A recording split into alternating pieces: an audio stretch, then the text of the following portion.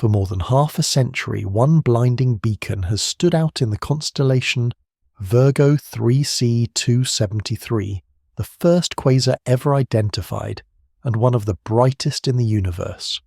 At its core, a supermassive black hole feeds relentlessly turning falling matter into a flood of light and launching powerful jets that stab across intergalactic space.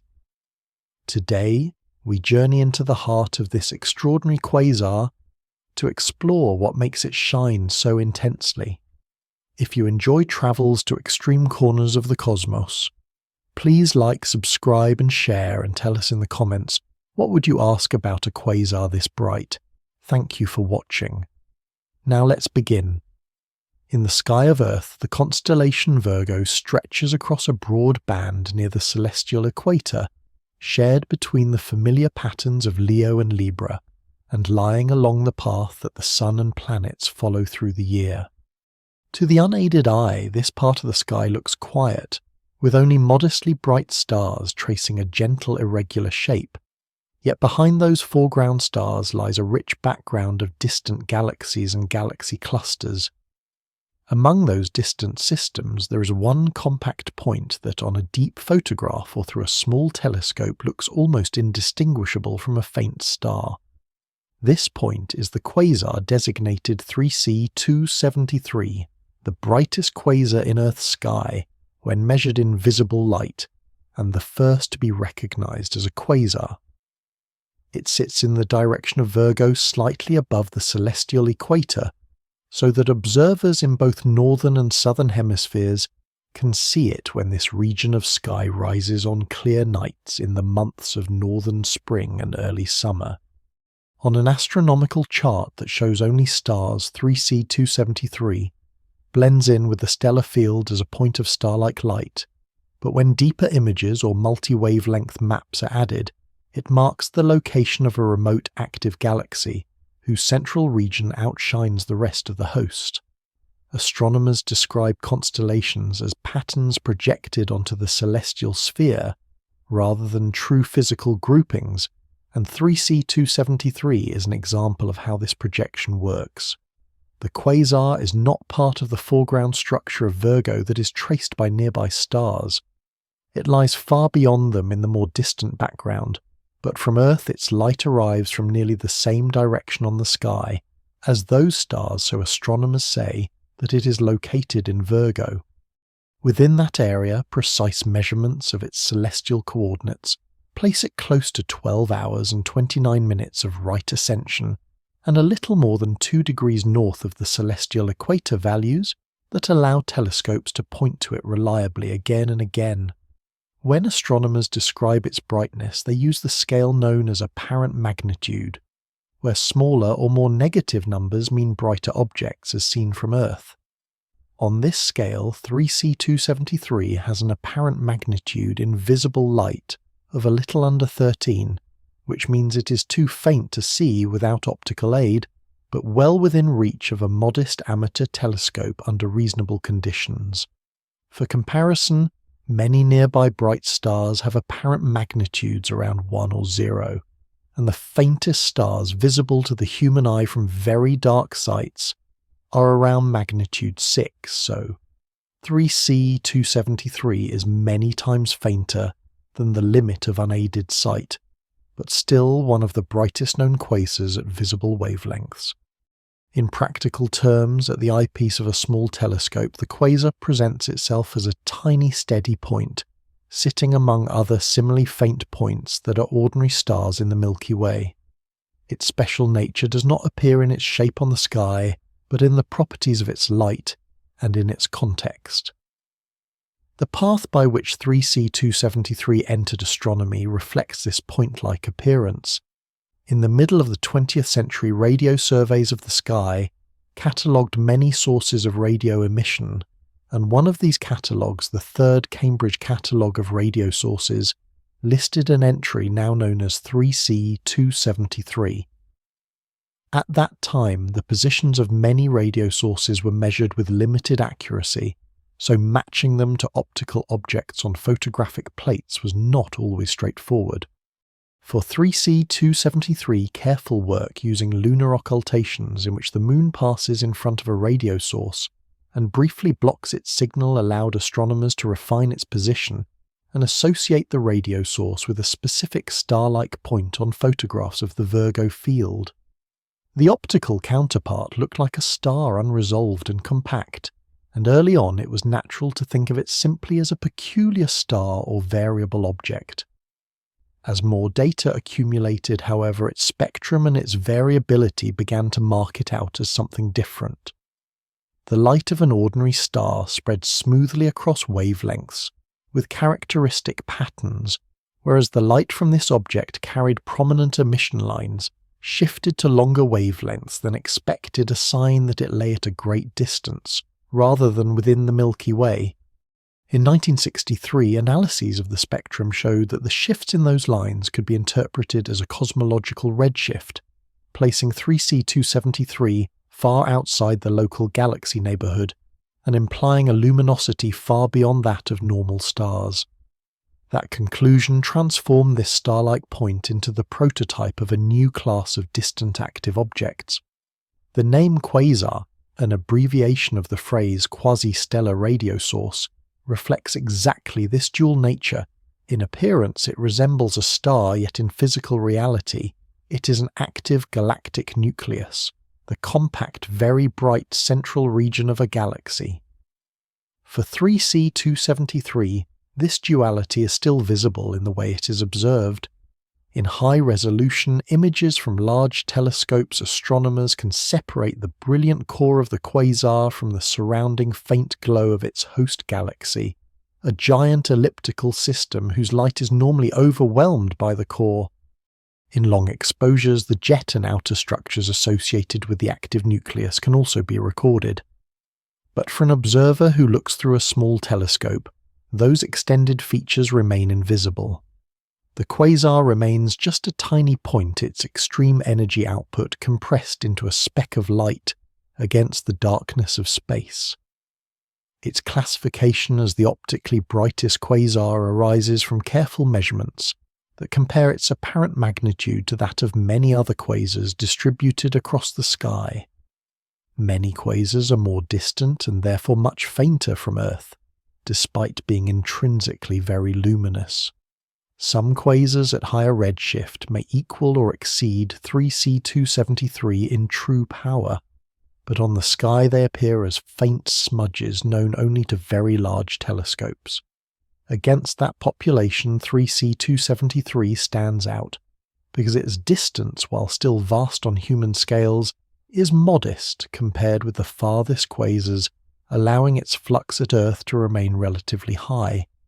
Placed at a distance of about a few billion light-years, it becomes bright enough to be a reachable target for serious amateur astronomers and a convenient reference object for professional studies. Its brightness and compact appearance have led to its adoption as a calibration and reference source in several contexts.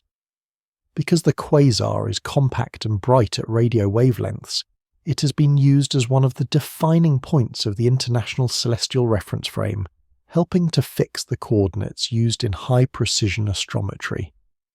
In visible light, it serves as a benchmark object for tests of photometric systems and spectrographs, and its visibility over a wide range of months, and from both hemispheres, means it is accessible to many observatories. In every case, the starting point for such uses is the same simple, observational fact in the constellation Virgo, in a particular place on the sky, marked on star charts and digital sky surveys. There is a point-like source of light that looks like a faint star but is recognized as the brightest quasar in the night sky as seen from Earth.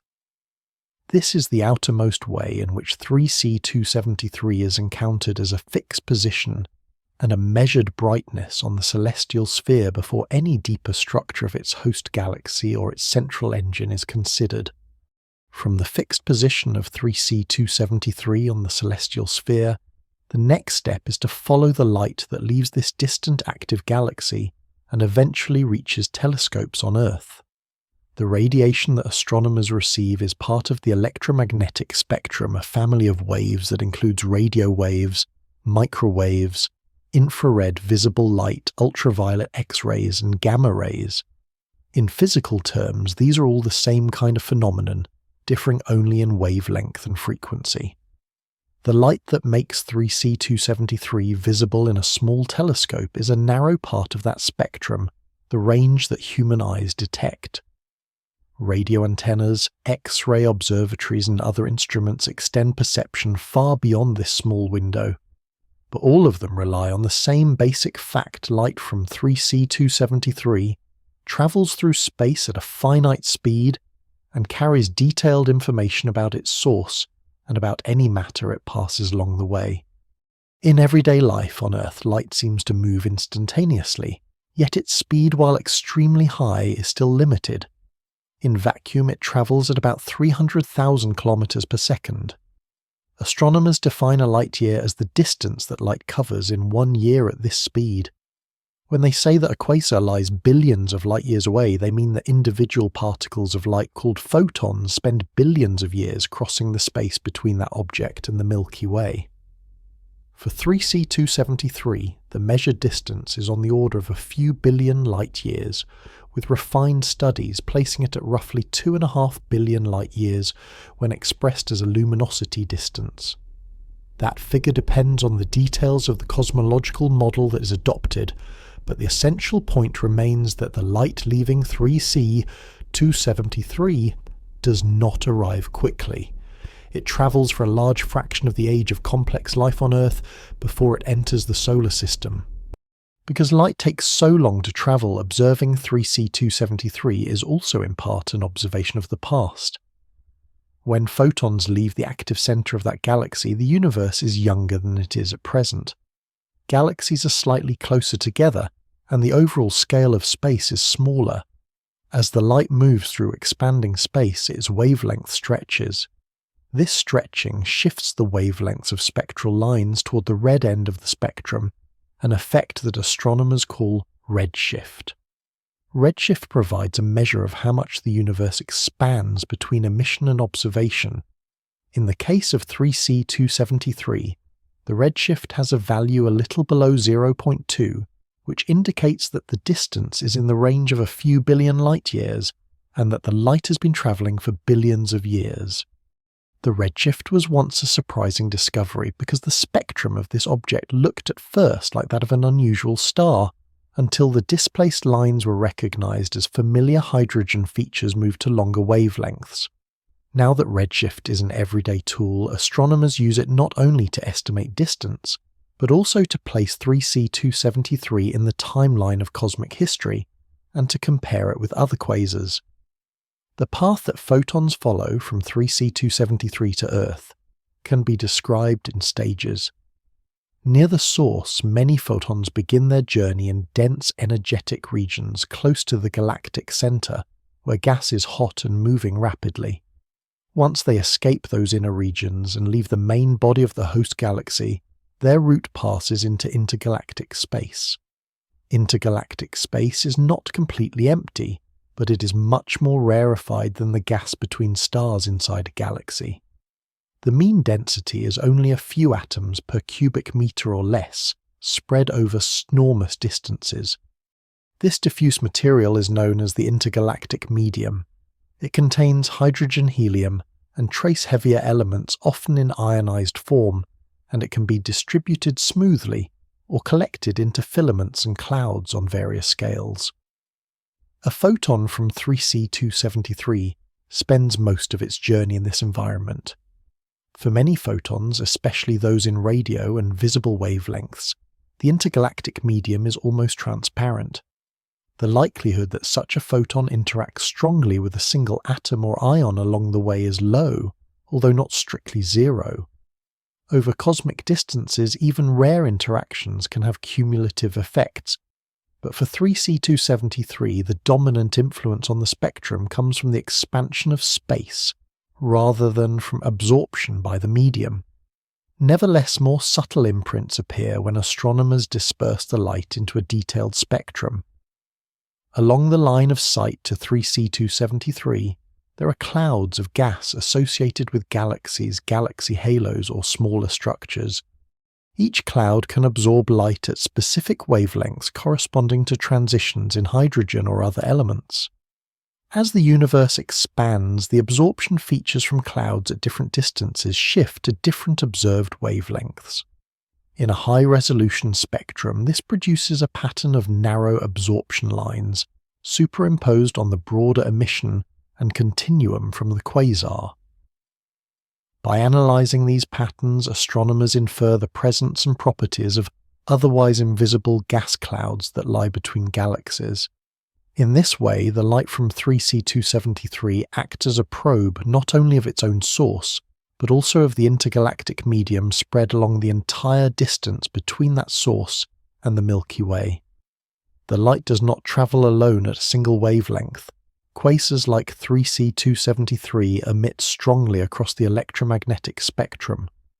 Radio photons with long wavelengths leave the region near the quasar and travel through intergalactic space almost unaffected by dust. Infrared photons with somewhat shorter wavelengths can be produced by warm dust in the host galaxy, or by regions slightly further out, and they too cross the void largely unimpeded, though they may be absorbed or scattered by dust if they encounter dense regions. Visible and ultraviolet photons are more susceptible to absorption by neutral hydrogen and dust, but at the energies and distances relevant for 3C273, a significant fraction still arrives at Earth. At yet higher energies, X-ray and gamma-ray photons can be absorbed by interactions with atoms, ions, or even with lower energy photons, but many of them survive the trip as well.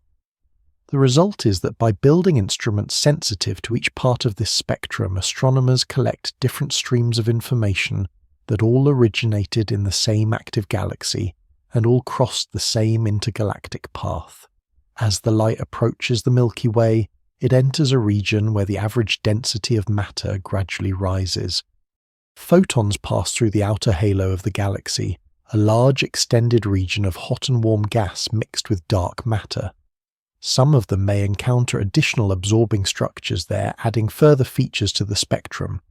Closer in, they cross the galactic disk where gas and dust are concentrated. Dust grains in the interstellar medium preferentially scatter and absorb blue light, more than red light, a process called extinction and reddening.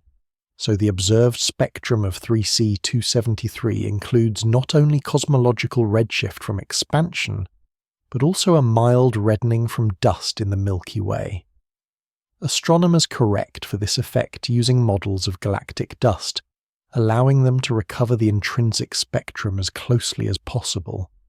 After traversing the interstellar medium, the photons enter the solar system. At this final stage, their path is influenced only weakly by the thin gas of the heliosphere and the even thinner air of Earth's upper atmosphere. Visible light is largely transmitted through the atmosphere, though scattered by molecules and aerosols, which is why professional observatories favour high dry sites with stable air. Radio waves at certain wavelengths pass through as well, and are picked up by antennas. Higher energy photons such as X-rays and gamma rays do not penetrate the atmosphere, and must be detected by instruments on satellites or high-altitude platforms. In each case, the journey that began billions of years earlier in a distant active galaxy finally ends in a detector where the energy of each photon is recorded and turned into a data point. Together, these photons outline the story of a long crossing of intergalactic space. They retain the imprint of the expansion of the universe through their redshift, the delicate signatures of intervening clouds in their absorption lines, the subtle shaping effects of dust in the Milky Way, and the intrinsic variability of the source encoded in their arrival times and energies. Before attention turns to the structure and environment of the galaxy that emits them, this view of 3C273 as a beacon whose light has travelled for billions of years through mostly empty space sets, the scale on which the rest of the system must be understood. From the map of light that reaches Earth, the view now widens into a three-dimensional picture of where 3C273 sits in the universe. Astronomers build this picture by combining positions on the sky with distance estimates from redshift turning the flat pattern of constellations into a web of galaxies spread through space. On the larger scales, this pattern is not random. Galaxies tend to gather into long thread-like features called filaments, into dense knots called clusters, and into wide sheet-like walls that surround much emptier regions known as voids. This interconnected network of filaments, clusters, and voids is called the cosmic web, and it forms the large-scale backbone of structure in the universe. In this web, gravity acting over billions of years draws matter into some regions, and away from others, leaving dense nodes where clusters form long bridges of galaxies that link those nodes and deep under dense spaces between them. Galaxies are not scattered alone through this landscape. Each one is held inside a dark matter halo, an extended invisible structure whose gravity binds stars, gas and dust, and these halos themselves follow the pattern of the cosmic web, growing where filaments intersect and where matter continually flows inward along those filaments. Active galaxies, including quasars, are understood as galaxies in which the central dark matter halo and its ordinary matter have assembled in such a way that large amounts of gas can reach the nucleus and power a bright central engine. In this context, 3C273 is one luminous point inside a broad region of the cosmic web, rather than an isolated object.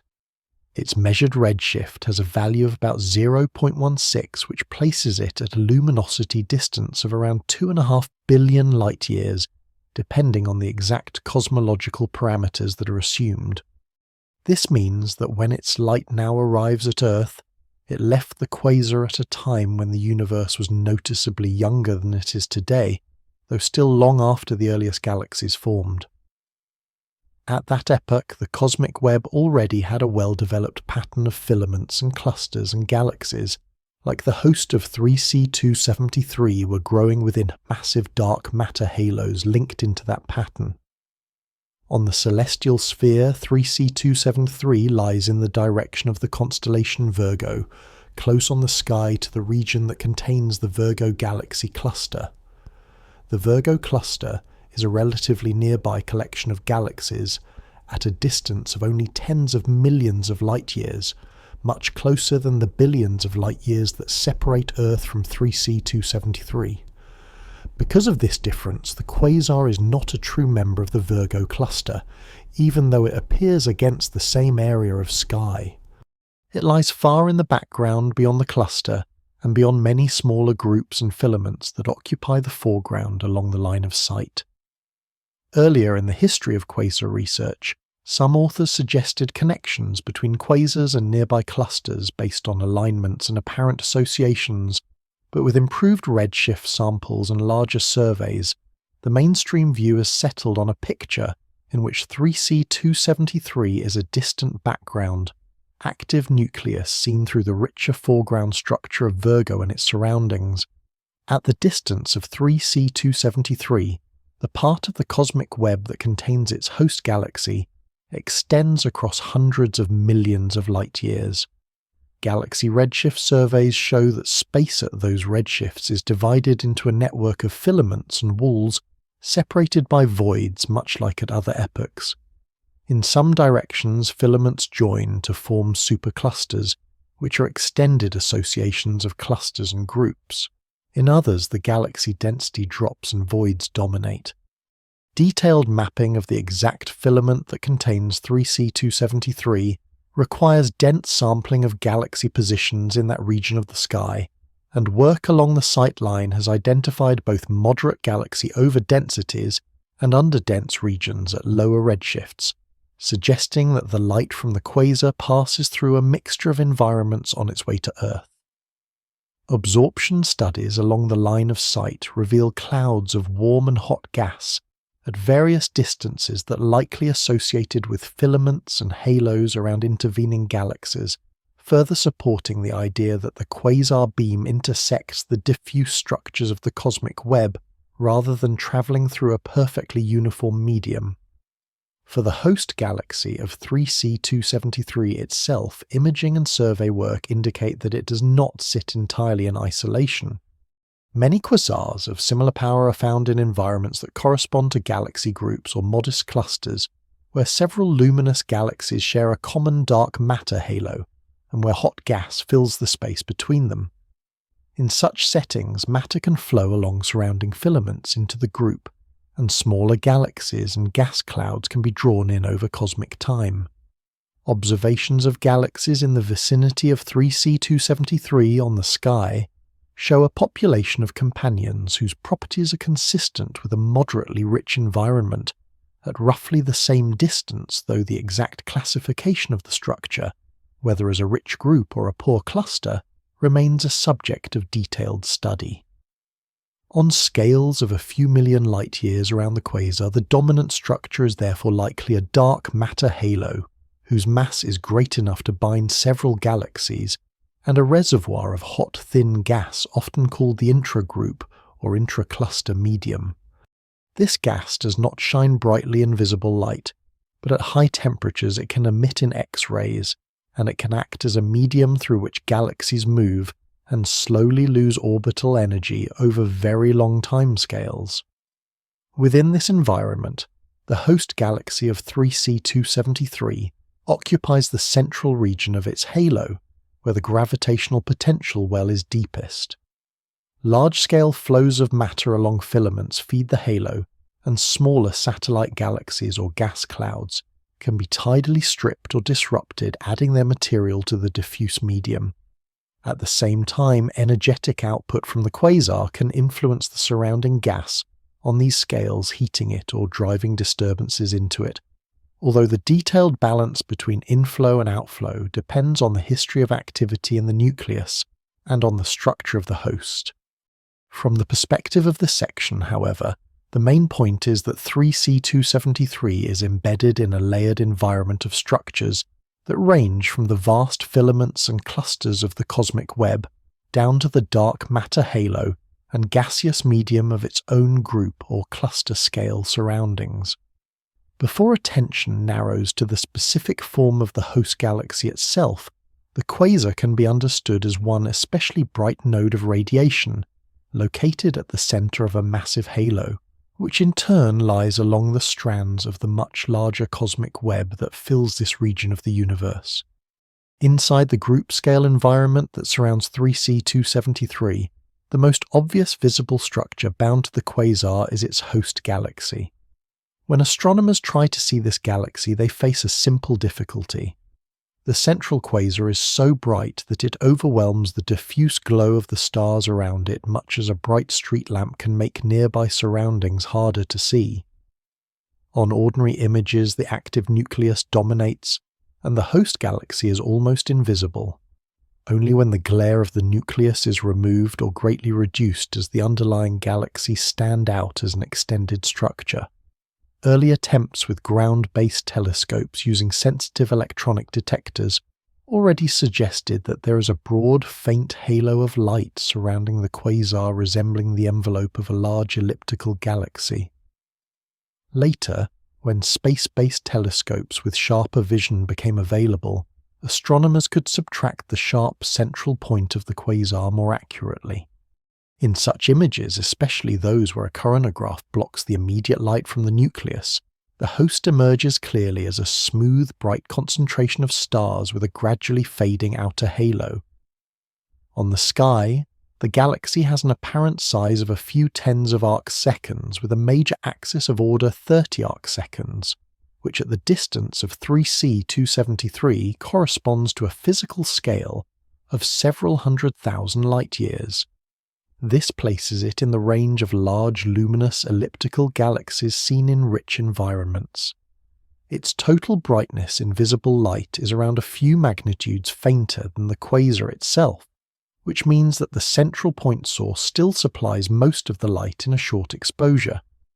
In deeper, carefully processed images, however, the host outweighs the nucleus at large radii, and the full shape of the galaxy can be traced. The overall light distribution is smooth and centrally concentrated, with no obvious grand design spiral arms or extended disk. The isophotes, which are contours of equal brightness, are elongated rather than perfectly round. Astronomers describe this by assigning a morphological type that reflects both its elliptical nature and its degree of flattening. In this scheme, the host galaxy of 3C273 is classified as a type E4 elliptical, meaning that it is clearly elliptical, but only moderately flattened, not stretched into an extreme cigar shape. In long exposure images the outer brightness profile, which shows how light declines with distance from the centre, follows the pattern seen in other giant elliptical galaxies.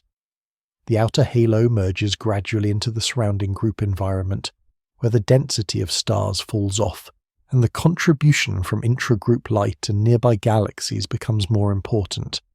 Studies that compare the host of 3C273 with other bright ellipticals find that it is somewhat brighter than the most luminous galaxies in many rich clusters, consistent with the idea that it is a very massive system near the centre of its dark matter halo.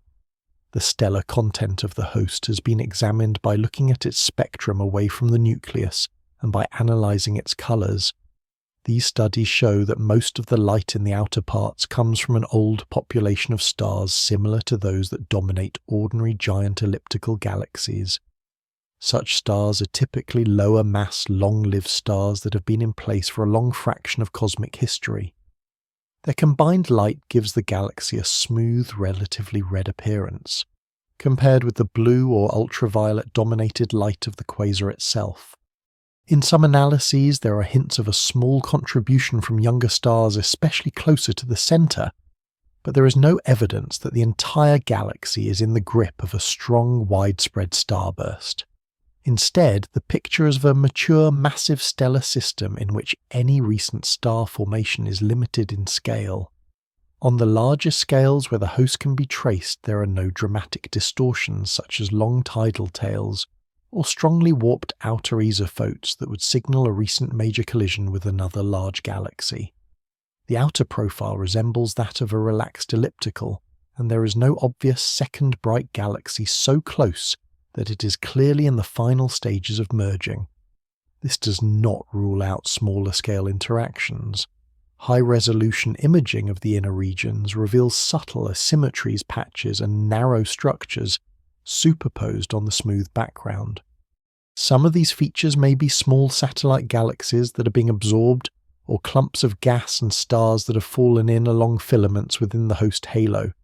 Others are likely related to the outflowing structures connected with the active nucleus.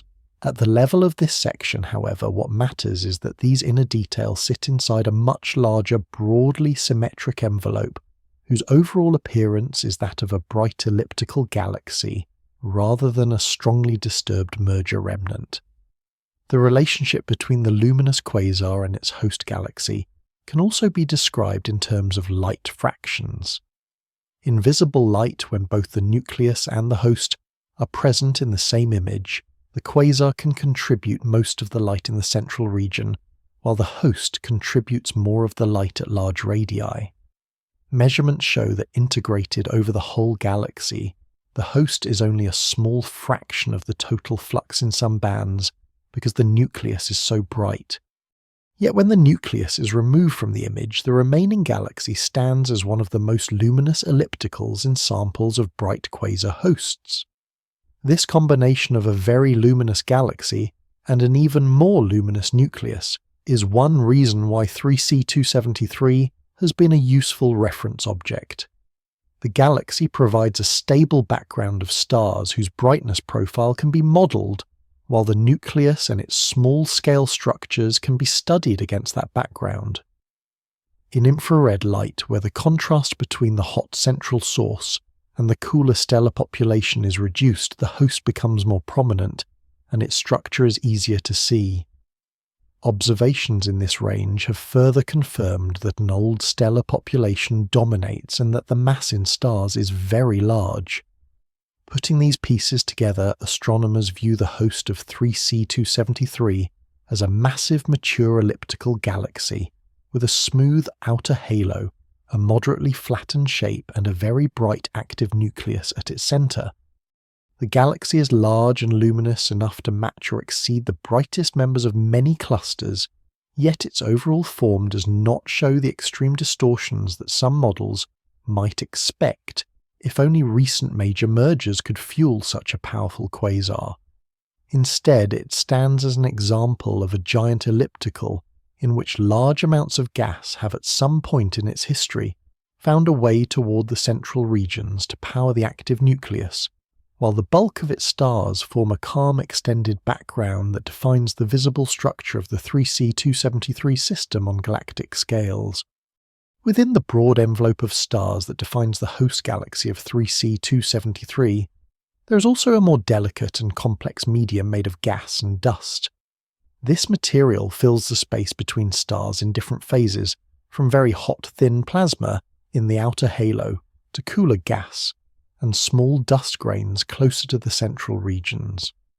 In many spiral galaxies, gas and dust collect into long arms and dense clouds where new stars form at a steady pace. In a giant elliptical galaxy like the host of 3C273, the picture is different. The main body of the galaxy is dominated by old stars and a relatively smooth brightness profile, and on the larger scales there is much less cold gas than in a rich spiral disk. Yet detailed observations show that the host of 3C273 still contains significant amounts of gas in several forms, along with dust and small pockets of ongoing or recent star formation, especially toward the inner parts of the galaxy. In visible light, when the glare of the quasar is blocked or carefully subtracted, faint structures of ionized gas appear superposed on the smooth stellar background.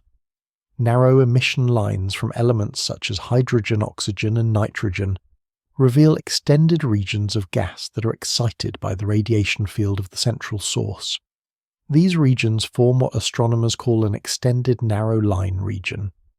In the host of 3C273, such gas can be traced over distances of many thousands of light-years from the centre, roughly comparable to several effective radii of the stellar body. The emission is not uniform. Instead, it appears in patches, filaments, and arcs that follow preferred directions and sometimes wrap partially around the nucleus. Spectroscopic studies that map the gas in both space and velocity show that some parts of this ionized component follow a rotation pattern broadly aligned with the galaxy, while other parts are disturbed with line profiles that indicate gas moving faster or in different directions than would be expected from simple ordered rotation alone. These disturbed regions are evidence that the gas is responding not only to the gravity of the galaxy, but also to energy injected from the active nucleus, though the exact division between ordered motion inflow and outflow in each patch remains an area of active study. The host galaxy also contains gas in warmer and cooler phases that are less obvious in visible light, but become clear in other wavelengths. X-ray observations show that the group-scale halo around 3C273 holds hot, tenuous gas at temperatures of millions of degrees Celsius, a common feature of massive elliptical galaxies and their environments. Closer-in observations at millimeter and submillimeter wavelengths detect emission from molecules such as carbon monoxide, which trace cold molecular gas. This cooler component is concentrated within the inner few thousand parsecs, and is arranged in structures that may resemble a rotating disk or ring on galactic scales, though their exact geometry and stability are still being refined with higher resolution data. The presence of this molecular gas indicates that despite the dominant old stellar population, there is still a reservoir of cold material that can in principle form new stars or drift inward over long times. Dust is mixed with the gas at many of these scales. In optical images with high contrast, faint dust lanes and patches can be seen against the bright stellar background, especially in the inner parts of the galaxy. These features slightly dim and redden the starlight behind them. In infrared light, the dust reveals itself more directly through thermal emission. Observations show that the host galaxy of 3C273 emits in the infrared not only because of the active nucleus, but also because of dust grains warmed by starlight and by the radiation field around the center. The distribution of this dust is not as strongly patterned as in a spiral galaxy with clear lanes, but it is also not perfectly smooth. Instead, it suggests a history in which material has been added, redistributed, and sometimes cleared away by feedback from the nucleus. The balance of star formation in the host is shaped by this mixture of gas and dust. Colour measurements and spectral studies of the stellar light in the outer regions show that the bulk of the stars are old, with only a small contribution from very young blue stars. Deep imaging does not reveal many bright, knotty regions that would stand out as strong, compact star-forming complexes on large scales. This is consistent with the low overall rate of star formation across most of the galaxy, as expected in a massive, mature elliptical system. However, closer to the centre, within a few thousand parsecs of the nucleus, there are signs of more recent or ongoing star formation. Ultraviolet and optical images show small patchy features and subtle asymmetries superposed on the smooth background, and spectral indicators in some inner regions hint at the presence of younger stellar populations mixed with the old stars. Taken together, these clues point to a picture in which star formation in the host of 3C273 is not globally intense, but is locally enhanced in certain regions, particularly where cold gas is concentrated. On larger scales, the gas dynamics also provide hints about how material may have reached the central parts of the galaxy. Detailed maps of the ionized gas reveal flows and structures that extend over several kiloparsecs, sometimes aligned with preferred directions. In some regions, gas appears compressed into denser filaments or shells, and in others it appears to have been swept out, leaving cavities or lower density lanes. These patterns can arise when energetic output from the nucleus interacts with the surrounding medium, driving waves and outflows through the gas. There is also evidence that some of the cold molecular gas may be arranged in overdense clumps that could be linked to a recent minor interaction, such as the disruption of a small companion galaxy, although the precise history of these features is still being investigated. In the inner kiloparsec coronagraphic observations and high-resolution infrared imaging have revealed complex structures of gas and dust, including features that resemble a circumnuclear disk or ring on scales larger than the innermost accretion flow. These structures sit at the boundary between the larger galactic environment and the true nuclear region.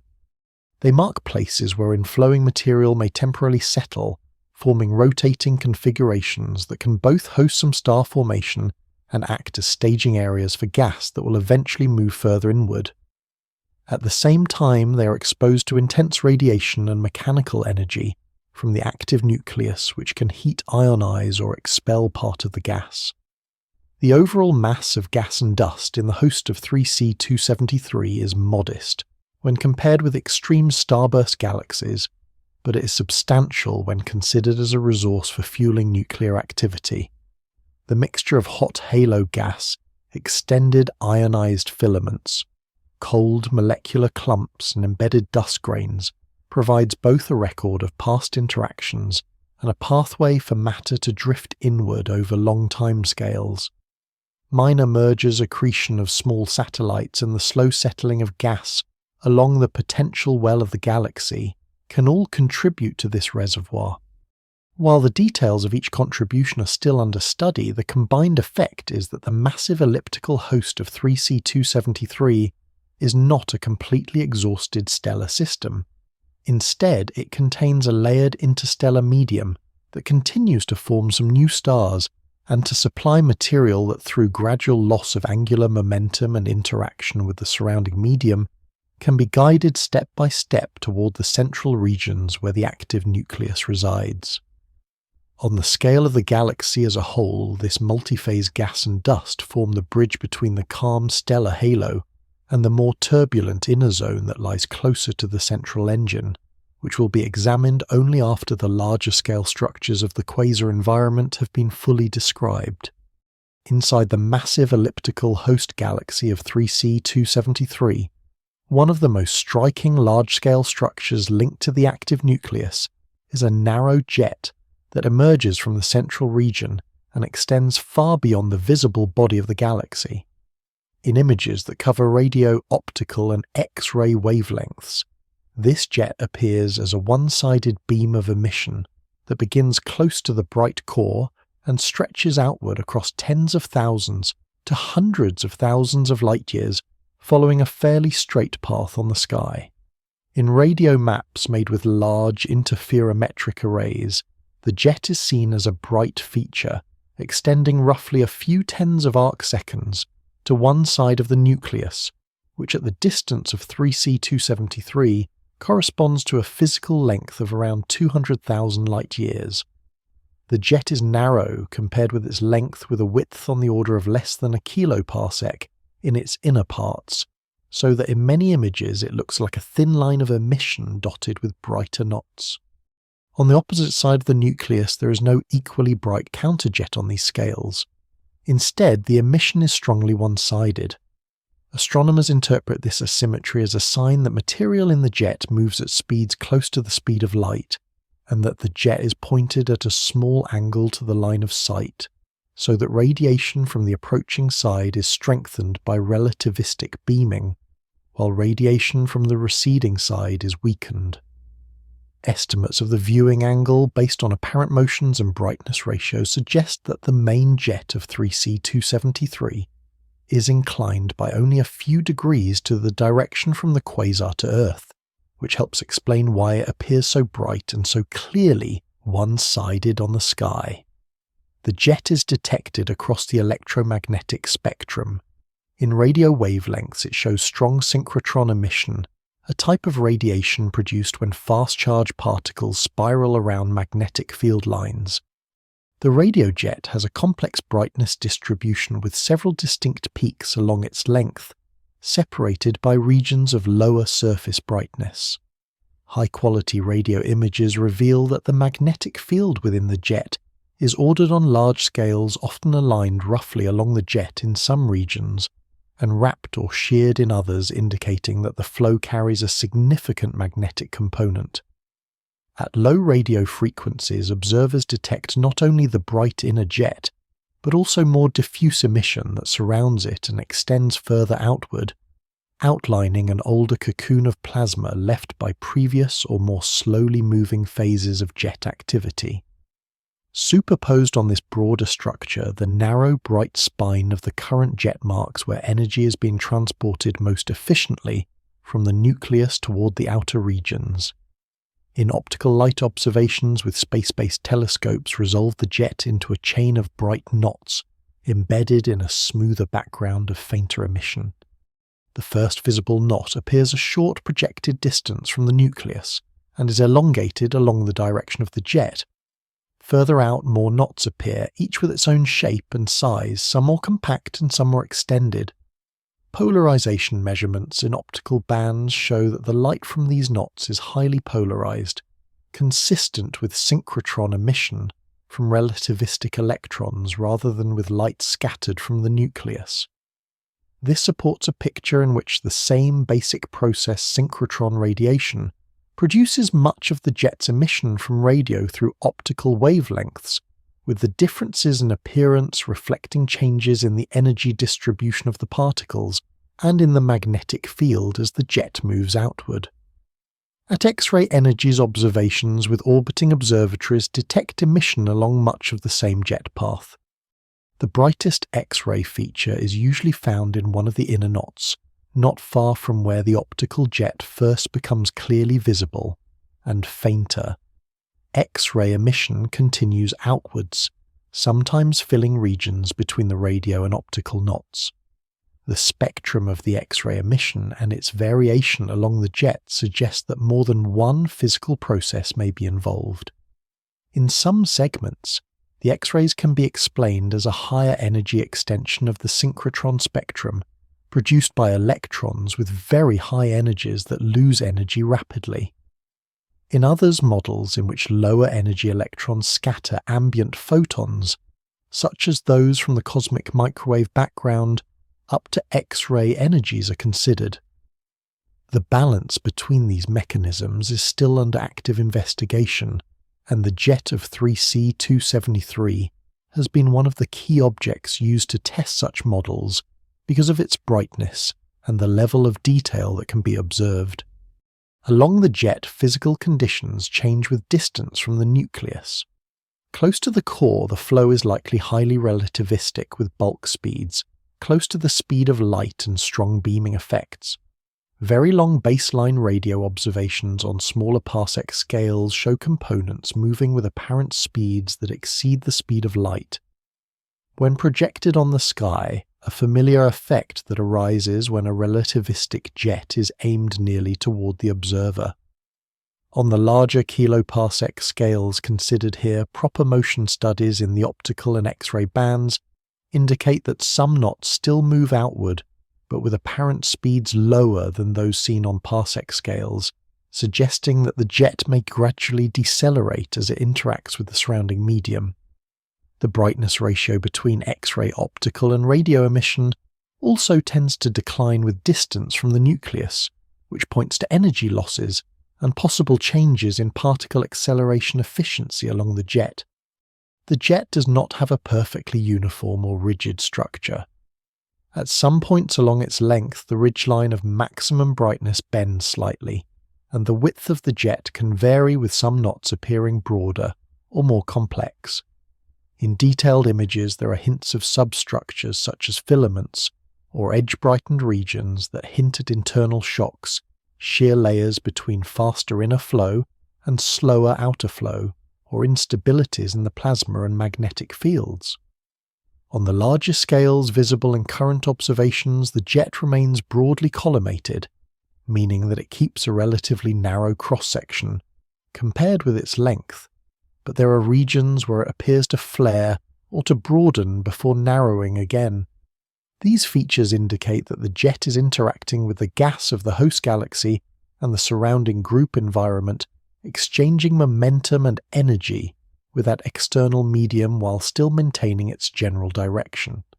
Even far from the nucleus, where the gravitational pull of the central mass is weaker and the density of surrounding gas is lower, the jet of 3C273 continues to carry a substantial amount of energy outward. The total power transported by the jet when estimated from its radio emission and from models of its particle and magnetic content is large enough to have significant effects on the gas it encounters. The jet can heat ambient gas drive shocks and carve out channels through the interstellar and intragroup medium. Over long timescales, repeated or continuous jet activity can help shape the thermodynamic state of gas around the host galaxy, though the detailed history of such activity in 3C273, including whether it is steady or intermittent on different timescales, remains a subject of research.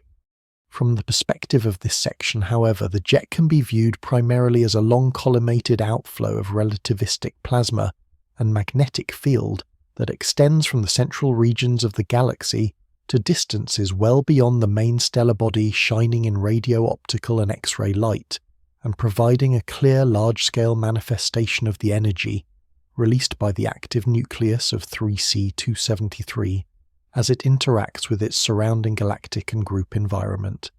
Farther out along the axis of 3C273, beyond the bright inner jet that lies within the visible extent of the host galaxy, the outflow reaches a region where it no longer stays confined to a single sharp filament. As the fast plasma enters the lower density gas of the outer halo and the surrounding group medium, it slows, widens and begins to push more broadly on the environment. In many radio-loud active galaxies, this stage creates hotspots, compact regions, near the point where the jet meets the external gas and is forced to decelerate. Downstream from such shocks, the flow spreads sideways and backwards, inflating large diffuse lobes of radio-emitting plasma that can extend well beyond the starlight of the host. In 3C273, deep radio imaging shows that although the source is dominated on small scales by its bright core and narrow jet, there is also faint extended structure on much larger scales that follows this general pattern. Sensitive maps reveal low surface brightness emission, stretching over distances of many tens of thousands of light-years around the quasar larger than the optical size of the galaxy. This emission is not organised into a thin straight line. Instead, it occupies a broader region, aligned with and partly surrounding the direction of the jet as expected, if it consists of material deposited by the outflow over long periods of time.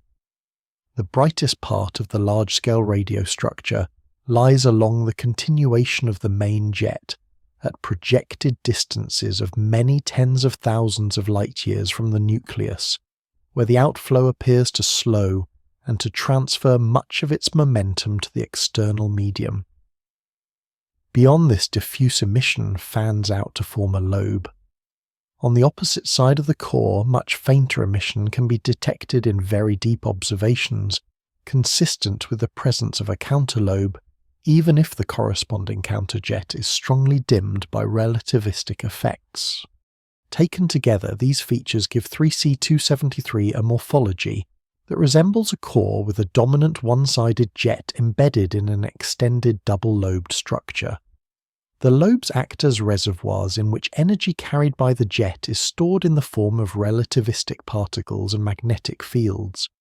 Within them, the flow speed is far lower than in the inner jet and the plasma is more spread out.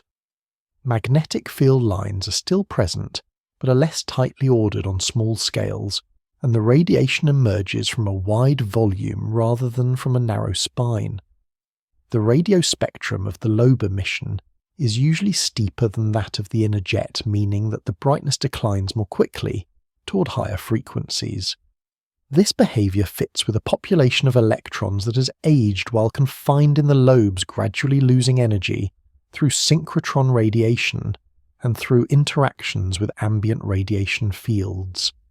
By comparing the radio spectrum at different positions across the lobes, astronomers can estimate characteristic timescales over which the plasma has been radiating, finding values long enough that the lobes act as records of past jet activity as well as of its current power.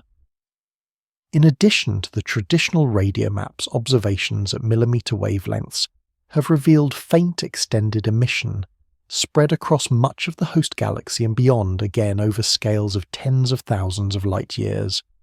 This emission arises from gas in the galaxy that is energized by the central source, rather than from star-forming regions alone, and it shows that the influence of the nucleus reaches far beyond the immediate surroundings of the jet. In 3C273, the extended millimetre emission follows the general extent of the stellar body, and also shows a component aligned with the jet axis, indicating a complex interaction in which direct radiation from the nucleus and mechanical input from the outflow both affect gas throughout the galaxy. The lobes and related diffuse structures are embedded in the hot thin gas of the group or cluster-scale halo that surrounds the galaxy. In similar systems, X-ray observations reveal that such radio lobes can displace this hot medium, creating cavities where the gas density is reduced and rims where it is compressed. For 3C273 observations do not yet trace all such features in the same detail as in the closest radio galaxies, but the underlying balance is expected to be similar. Inside the lobes, the pressure from relativistic particles and magnetic fields must roughly match the pressure of the surrounding hot gas for the structures to be stable. If the pressure inside becomes too high, the lobe expands and does work on the external medium, gently heating it and driving weak shocks. Over long intervals, repeated episodes of jet activity can therefore influence how gas in the group halo cools and condenses.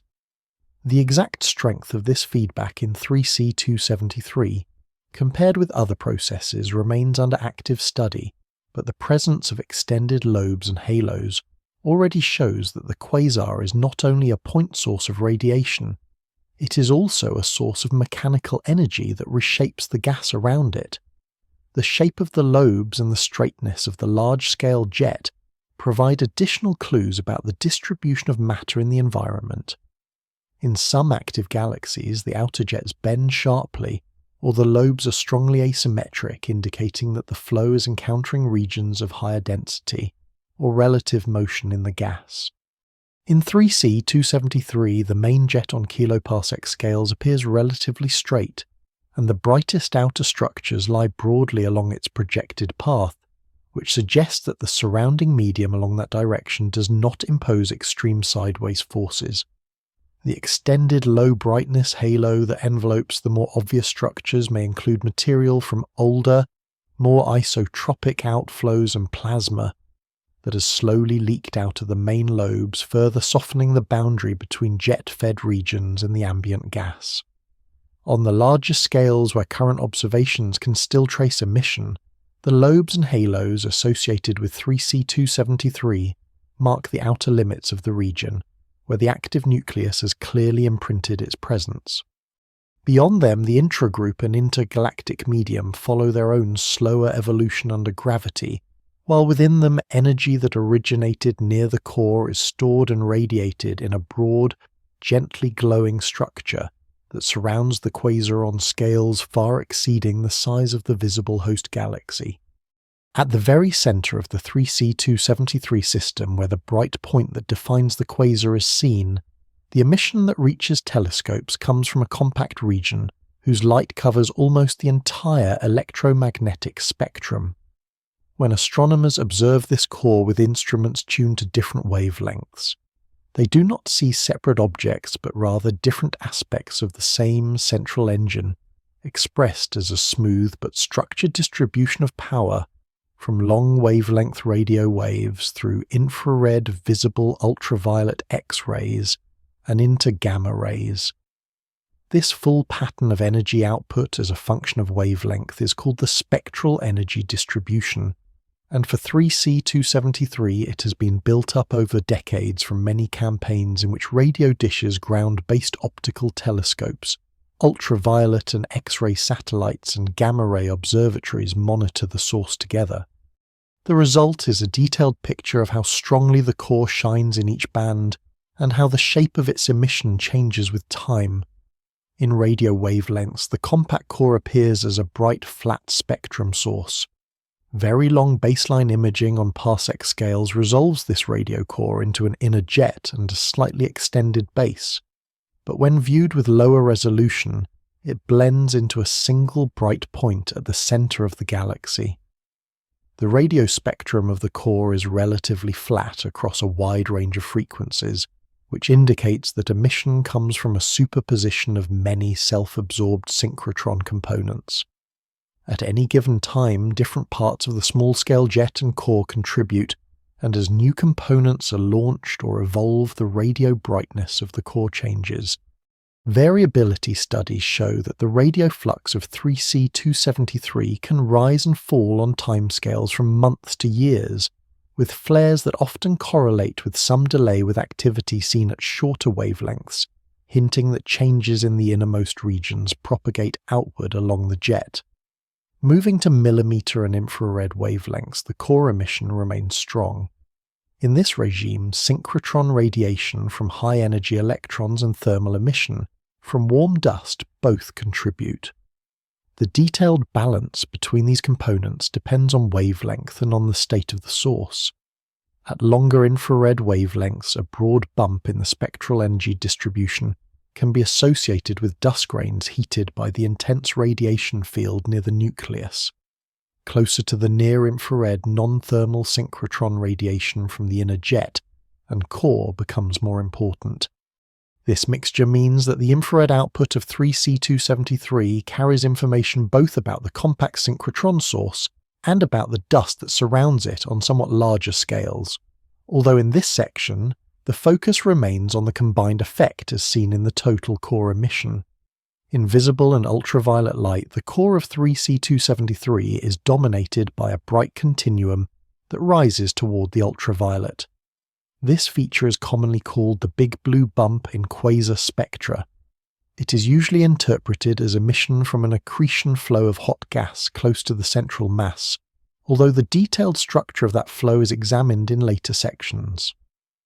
In practical observational terms, this continuum is smooth over a wide wavelength range and very luminous enough to outshine the combined starlight of the entire host galaxy at these wavelengths. Superposed on this continuum are broad and narrow emission lines from gas in the nuclear region, but if the light is integrated over a small aperture centered on the core, the continuum dominates. The visible and ultraviolet flux of 3C273 varies significantly with time. Monitoring campaigns have recorded changes in brightness of tens of % on timescales of weeks to months, with smaller fluctuations on shorter timescales. In the ultraviolet, where the source is more energetic, variations can be faster and of larger amplitude. The speed of these changes places constraints on the size of the region that produces them, because light cannot cross a region faster than its own speed. When brightness changes on a timescale of days, the region responsible must be no larger than a few light days across. This means that much of the visible and ultraviolet continuum comes from a volume far smaller than the host galaxy, and even smaller than the circumnuclear gas structures on galactic scales, located very close to the central mass. In X-rays, 3C273 is also a luminous source. X-ray telescopes detect a strong continuum that extends from soft X-rays at lower energies to harder X-rays at higher energies. The spectrum in this band typically follows a power law shape, which means that the flux decreases gradually with increasing energy, and in some observations it shows additional features such as weak emission lines or subtle bends in the slope. The X-ray emission is often attributed to a population of very energetic electrons that upscatter lower energy photons to higher energies through a process called inverse Compton scattering. Some of these seed photons may come from the ultraviolet and optical emission of the central accretion flow, while others may come from synchrotron radiation in the jet or from surrounding radiation fields. The time behavior of the X-rays is complex. They can vary on timescales as short as hours to days, showing flares and dips that are not always straightforwardly correlated with changes at longer wavelengths. Sometimes X-ray flares precede or follow optical brightenings, suggesting that different regions or processes dominate the emission at different times, yet the overall impression is of a compact energetic core in which high-energy processes respond rapidly to changes in the supply of particles and photons. At gamma-ray energies, observations from space-based instruments have detected 3C273 as a variable source as well. The gamma-ray flux is generally lower than the X-ray flux, but still significant, and it can rise sharply during flares. The production of gamma rays requires extremely energetic particles and interactions, and several physical channels are possible, including inverse Compton, scattering of various seed photon fields, and perhaps in some circumstances interactions involving hadrons. For 3C273 models often favour leptonic scenarios in which electrons in the jet, or in compact regions near the core, scatter photons up to gamma-ray energies. The variability of the gamma-ray emission, which can occur on short timescales, again indicates that the region responsible is very compact. Bringing these bands together, astronomers see that the core of 3C273 emits a continuous and structured spectrum in which different processes dominate in different ranges. Synchrotron radiation from relativistic electrons is especially important in radio and in at least part of the infrared and optical. Thermal-like emission associated with hot gas near the center shapes the big blue bump in the ultraviolet and visible. Inverse Compton processes likely provide much of the X-ray and gamma-ray output. Dust heated by the radiation field contributes to the mid and far infrared. The exact division between jet-related and disk-related components varies, and in some models a beam jet component plays a strong role in the high-energy emission, while a more isotropic component linked to the accretion flow explains the ultraviolet bump. Observationally, this interplay appears in the way different parts of the spectrum respond to changes. Some flares are more prominent in the high-energy bands, with modest counterparts in the optical and radio, while others are more clearly visible in the optical and ultraviolet, with only gentle echoes in other bands. Long-term monitoring has revealed that 3C273 passes through states of higher and lower activity, with its spectral energy distribution shifting subtly in shape as well as in overall normalization. Even in quiescent phases, it remains very luminous compared with ordinary galaxies. In more active phases, its total power approaches levels many trillion times greater than the luminosity of a typical star concentrated into a region whose characteristic dimensions inferred from variability are measured in light days to light weeks.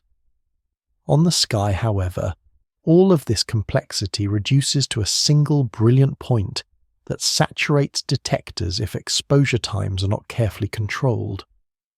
In this section, the core of 3C273 can thus be summarized as a compact multi-wavelength source, whose emission extends from radio to gamma rays, whose brightness fluctuates over timescales from hours to years, and whose spectral energy distribution encodes the combined effects of several physical processes operating very close to the center of the host galaxy.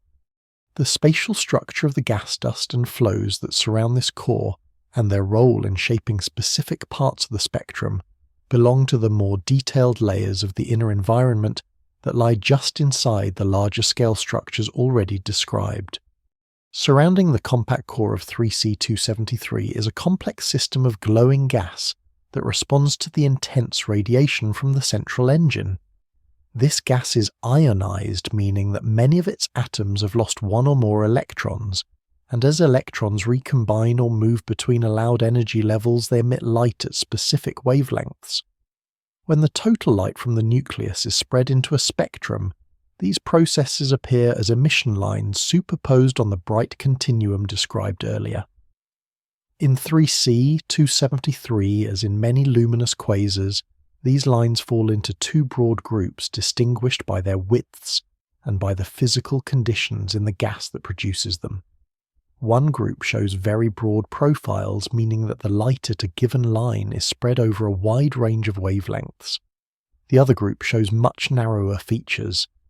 The broad lines come from gas moving at high speeds close to the center, while the narrow lines come from more distant gas clouds, where motions are slower and densities are lower.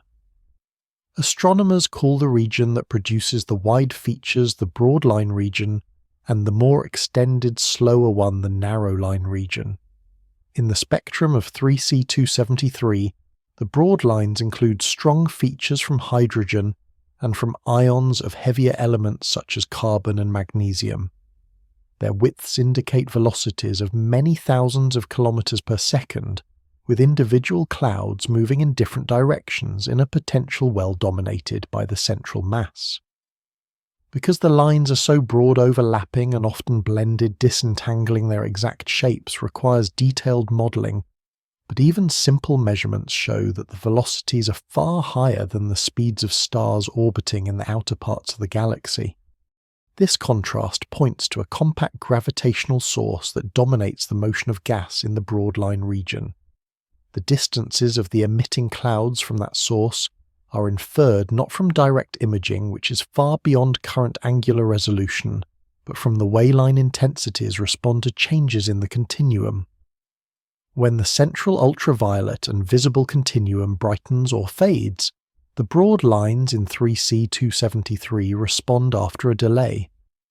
This delay corresponds to the light travel time between the continuum source and the gas. By measuring the time lag between changes in the continuum and the echo in the line flux, a method known as reverberation mapping, astronomers estimate characteristic radii for the broad line region. For 3C273, these lags are on the order of light weeks to light months, implying that the bulk of the broad line emitting gas occupies a zone at those distances from the center. Combined with the high velocities, these sizes allow estimates of the central gravitational mass through simple, dynamical arguments, though a full discussion of that mass belongs to later parts of the inward journey. The gas in the broad line region is dense compared with typical interstellar clouds, with particle densities high enough that collisions and radiative processes together set the level populations. The clouds must also be at least partially shielded from the harshest ionizing radiation to maintain the observed ionization states. The overall geometry of the broad line region in 3C273 is not directly imaged, so several arrangements remain possible within current constraints. Observational evidence suggests that the gas is distributed in a flattened or at least anisotropic configuration, rather than as a perfectly uniform shell, and that motions involve a mixture of rotation, turbulence, and perhaps some inflow or outflow. Line profile shapes and their variations over time hint at structured velocity fields but do not yet fix them uniquely.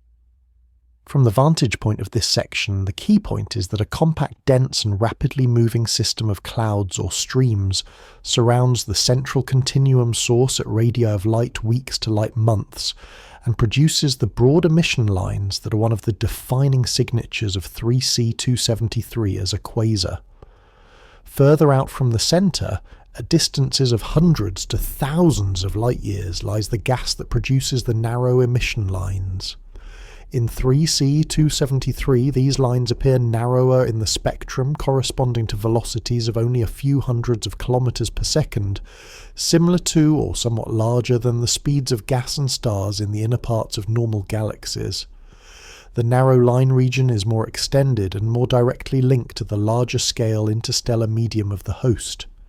Its gas is less dense than that of the broad line region, and it spans a wider range of physical conditions from compact knots near the nucleus to filaments and clouds that blend into the extended ionized structures described earlier. High-resolution spectroscopy and imaging show that the narrow line gas in 3C273 is not arranged in a simple, perfectly symmetric pattern. Instead, it appears in arcs, cones, and irregular patches that often align with preferred directions, including the axis of the jet. In some locations, line ratios indicate that the gas is excited primarily by direct radiation from the central source. In others, shocks driven by outflows or by interactions between the jet and the surrounding medium may contribute to the ionization. The velocities of the narrow line cloud show both ordered rotation around the center and deviations that point to local motions such as flows along filaments or gentle outflows. In some active galaxies, narrow line regions take the form of biconical structures with well-defined edges.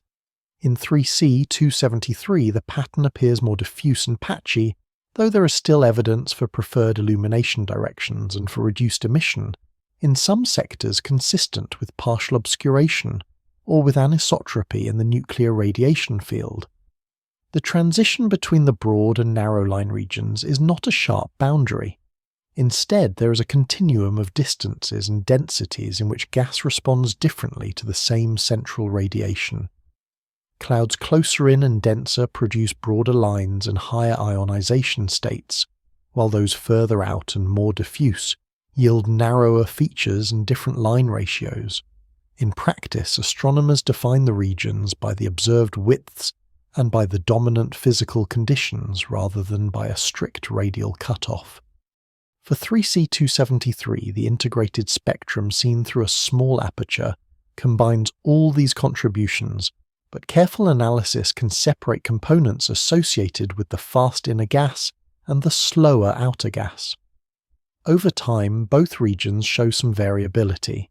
The broad lines track the continuum more strongly, and with shorter lags as expected from their compact scale. The narrow lines change more slowly, reflecting the larger light travel times and the more extended nature of the ionized gas. Long-term monitoring of 3C273 has shown that while the overall strength of the narrow lines can evolve on timescales of years to decades, they remain relatively stable compared with the rapidly changing broad lines and continuum. The presence of both broad and narrow line regions around 3C273 has several consequences for how the central engine interacts with its environment. The broad line gas intercepts and reprocesses a significant fraction of the nuclear radiation, converting some of it into emission lines and some into diffuse continuum. The narrow line gas extends this reprocessing to larger radii, where ionization fronts and shock fronts can influence the temperature and state of the ambient interstellar medium.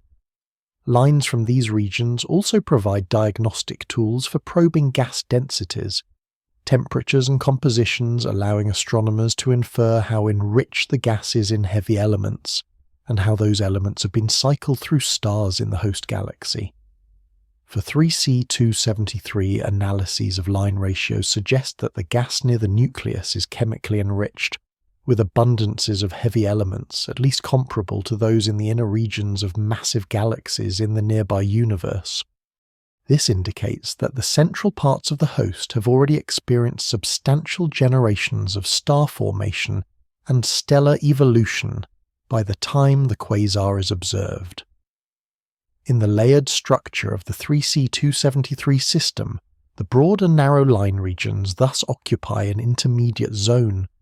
They lie closer to the centre than the stellar body and the extended gaseous halo, yet still at distances large enough that individual clouds orbit or flow in a background dominated by the overall gravitational field of the central mass and its immediate surroundings. Together, these regions make the central engine visible in a detailed way that extends beyond the smooth continuum encoding information about motions, densities, and chemical compositions in the shapes and strengths of the emission lines, all while remaining firmly part of the surrounding environment rather than of the innermost accretion flow itself. Closer to the centre of 3C273 than the broadest part of the narrow line region, but still outside the innermost accretion flow, lies a region where gas, dust, and radiation meet in a dense, compact structure. In this zone, dust grains play a central role in shaping what is seen from different directions. Dust in galaxies consists of tiny solid particles mixed with gas made of elements such as carbon-oxygen, silicon and iron bound into compounds like silicates and carbon-rich grains. These particles are efficient at absorbing ultraviolet and visible light, and then re-radiating the absorbed energy at longer infrared wavelengths. Around an active nucleus as bright as that of 3C273, dust cannot survive arbitrarily close to the centre. At small enough radii, the intensity of the radiation field heats grains to temperatures at which they evaporate.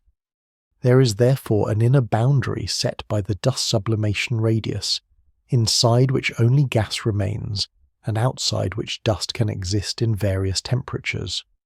For a luminous quasar like 3C273, models and observations place this inner dust boundary at distances of roughly light months to a few light years from the central source, depending on grain composition and exact luminosity. Beyond this radius, dust can persist, forming a complex distribution that extends over scales of many light years and possibly out to tens of light years, where it merges into the circumnuclear gas seen on larger galactic scales. Observationally, the presence of this dusty structure around 3C273 is revealed most clearly in the infrared part of the spectrum. The spectral energy distribution of the core shows broad features and bumps at mid-infrared wavelengths that are characteristic of warm dust heated by strong radiation. Emission from silicate grains, which have distinct spectral signatures, has been detected, indicating that a substantial fraction of the radiation from the central engine is intercepted by dust and reprocessed. The overall shape of the infrared output implies a range of dust temperatures from hot grains near the sublimation radius that emit in the near-infrared to cooler grains further out that emit at longer wavelengths. This spread of temperatures suggests that the dust is not confined to a thin ring, but instead occupies a three-dimensional region with significant depth and thickness. Because the dust is not directly imaged at the distance of 3C273, its geometry must be inferred from spectral signatures, variability and analogy with nearer active galaxies where spatially resolved observations exist. In many such systems, the dust appears to form a torus-like configuration meaning a thick, roughly donut-shaped distribution whose inner surface faces the central source. Within this torus, dust is thought to be clumpy rather than smoothly filled with dense clouds embedded in a more diffuse medium. For 3C273, the visibility of the broad line region and the relatively low amount of obscuration along the line of sight suggest that the viewing direction looks into or above the opening of such a structure, rather than through its densest equatorial layers. This is consistent with classifications that place 3C273 among active nuclei, where broad lines are seen directly rather than hidden.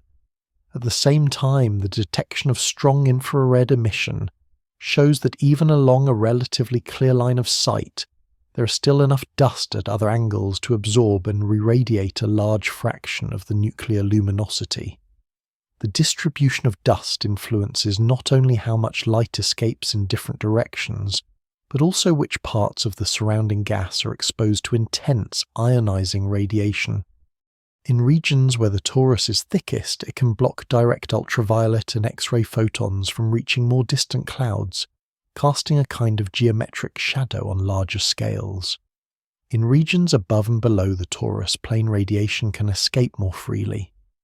This anisotropy helps explain why ionized gas and narrow line regions in many active galaxies, including 3C273, sometimes appear in cones or fans aligned with the axis perpendicular to the dusty structure. Although that larger scale pattern lies beyond the immediate focus of this section, it is closely linked to the way dust is arranged around the nucleus. Within the dusty zone itself, conditions are varied. The inner surfaces of dust clouds facing the central source are heated to high temperatures, while their shaded sides remain cooler. Gas inside and around the clouds is partly ionized and partly molecular. Ultraviolet photons can dissociate some molecules, whereas denser regions shield deeper layers, allowing molecules like carbon monoxide and water to survive. This mixture of phases makes the circumnuclear region chemically rich. Emission and absorption, features from these molecules at infrared and submillimeter wavelengths, provide clues to densities, temperatures, and motions. In 3C273, such studies point to substantial masses of molecular gas and dust within the inner few hundred parsecs, forming a reservoir that not only reprocesses radiation, but can also serve as a source of material that gradually feeds the very inner accretion flow. The dynamics of this dusty medium are shaped by gravity, radiation pressure, and mechanical feedback. Gravity from the central mass and from the inner stellar distribution tends to draw gas and dust inward and enforce rotation, so that the bulk motion on these scales likely resembles a thick turbulent disk or torus, in which material orbits the center on timescales of thousands to tens of thousands of years. At the same time, photons from the nucleus exert pressure on dust grains, especially when the luminosity is high. This radiation pressure can counteract gravity in some regions, pushing dust outward or supporting it vertically above the midplane. Models of active galactic nuclei often invoke this balance to explain how a thick torus can be maintained without collapsing into a thin disk.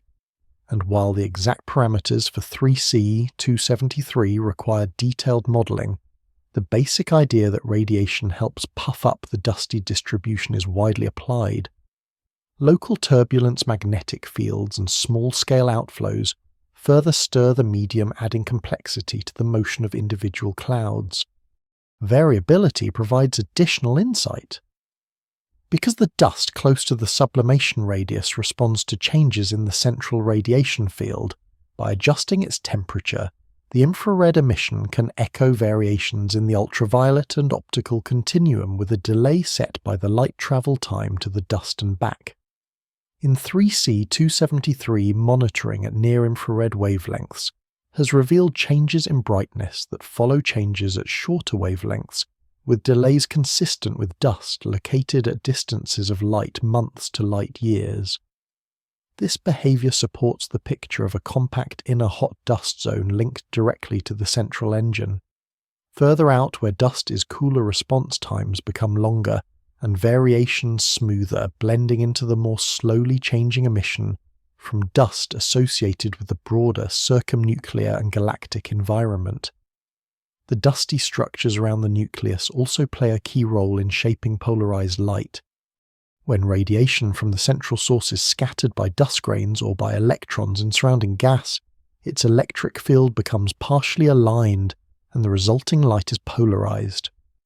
Polarization measurements of 3C273 show components that can be associated with both the small-scale jet and with scattering in the nuclear environment. In particular, some of the optical and ultraviolet polarization appears to arise from scattering in regions above and below the main dusty plane, providing indirect evidence for an axisymmetric structure in which certain directions allow both direct and scattered views of the central source, while others are more heavily blocked. This is consistent with a torus-like geometry rather than a fully spherical distribution. Chemically, the dust and associated gas near the nucleus carry the imprint of many generations of star formation in the host galaxy. The presence of silicate features in emission rather than in strong absorption suggests that the dust is not completely cold and shielded, but is heated and at least partly exposed to the nuclear radiation. Line ratios from gas mixed with the dust indicate high abundances of heavy elements, consistent with enrichment by previous stellar evolution. In this sense, the circumnuclear dust is both a product of the galaxy's history and a participant in the current phase of nuclear activity. It locks up metals formed in stars, helps cool gas, and allow molecules to form, and at the same time intercepts and redistributes radiation from the core. In the overall structure of 3C273, this dusty nuclear region forms a transitional layer between the larger-scale interstellar medium of the host galaxy and the innermost dust-free accretion flow. On the outside, it blends into the circumnuclear gas and star-forming pockets that extend over hundreds to thousands of light-years. On the inside, its inner boundary marks the limit beyond which dust cannot survive and where only ionized gas and plasma remain.